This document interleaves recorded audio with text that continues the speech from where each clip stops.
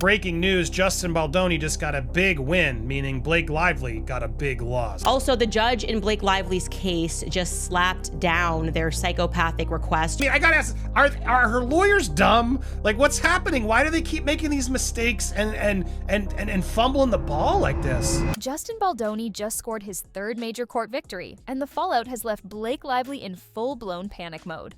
So, what went down in court this time? And why is Blake scrambling for damage control? This time, she tried to get access to Justin's personal phone records, texts, and calls, digging for any dirt she could find. But the judge?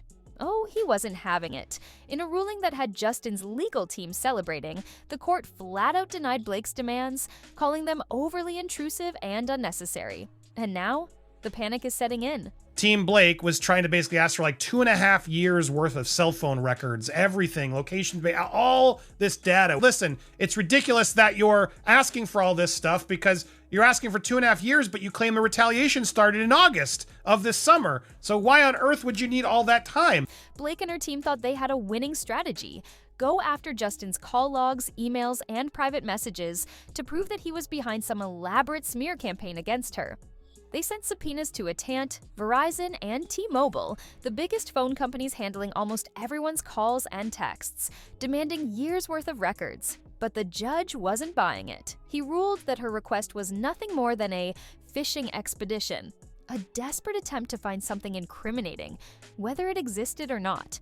The court slammed the request as an unnecessary invasion of privacy and refused to grant it.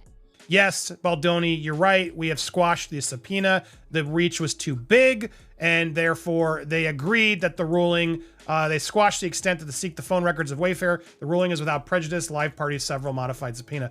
This ruling is a huge win for Justin, who has been fighting hard to clear his name. But for Blake, it's yet another courtroom humiliation. And with each loss, her case is crumbling right before our eyes. U.S. District Judge Louis Lehman didn't hold back in his ruling. He made it crystal clear that Blake had no solid reason to demand Justin's phone records. In a 6-page decision, the judge said, even without content, phone records can reveal highly sensitive information, including contacts with doctors, psychologists, and personal acquaintances. The plaintiff has not justified such an extensive and intrusive request. The court said that could include therapists, doctors, friends, colleagues, business people. It's way too broad. And so what he did is he sent him back to the drawing board and said, you got to go meet and confer again. You could serve a more narrowly tailored subpoena, but you haven't done it here. Let me translate in simpler words. Blake's fishing trip is over. Justin's attorney, Brian Friedman, didn't waste any time celebrating this massive victory. In a statement, he said, "The court put a stop to Miss Lively's egregious attempt to invade our client's privacy. This is a big win and further proves that her claims are baseless." And you know what? He's not wrong. This is now Justin's third major court victory, and every single time, Blake's claims keep falling apart. After yet another embarrassing legal loss, Blake's team is scrambling. Instead of accepting defeat, they're doubling down, now questioning why Justin is so against handing over his records. I think what's going on is they're trying to see how far they can go with this judge and how much he will cap them. I think, Andy, you brought up a good point earlier, which is that you don't know what's out there, right? You don't know what the universe of information that's out there. So you're going to go ahead and try to cast a wide net at the beginning. And sometimes you get a judge who says, I'm going to let you cast a very wide net, never as wide as they ask for, which is everybody, but they're going to let you cast a wide net. So I think they were hoping that maybe this judge was going to be somebody who would give them broad latitude, and maybe they were testing the boundaries. A spokesperson for Blake fired back, saying, "What is Brian Friedman trying to hide? He promised to release all the receipts, but then went to court to keep the phone records secret. The records that show who Baldoni and his associates were calling during their alleged retaliation campaign. They feel so entitled that they think it is okay to ask for 2.5 years of calling history." The spokesperson continued, "Instead of getting these records directly from the phone companies as we first requested, the judge ruled that we can get them if we submit more specific requests. Today we're doing exactly that. We're sending those requests directly to the defendants involved, and we're looking forward to finally seeing those records." It's clear Blake isn't backing down. Well, it seems she doesn't have any choice but to dig something up to make her case stronger. So, when the judge denied giving Blake access to Justin's phone records, guess what Blake did? She hired former CIA Deputy Chief of Staff Nick Shapiro to handle her PR crisis. She knows that the time is ticking and she needs something on Justin to show the judge and the public to save her own reputation. And Ryan Reynolds have hired former CIA agents with a proven track record of lying to the public, gaslighting the public. So, can Shapiro save Blake Lively's drowning ship? Well, he isn't your average Hollywood publicist.